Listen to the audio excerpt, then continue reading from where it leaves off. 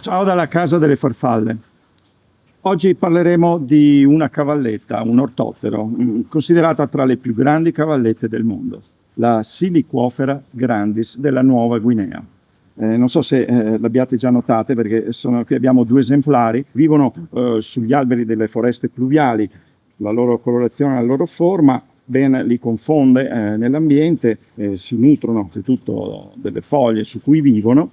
Come tutte le cavallette, uno si aspetta che producano dei suoni che abbiano un significato sessuale per attirarsi, per comunicare tra loro, ma sembra invece che non succeda in questa specie.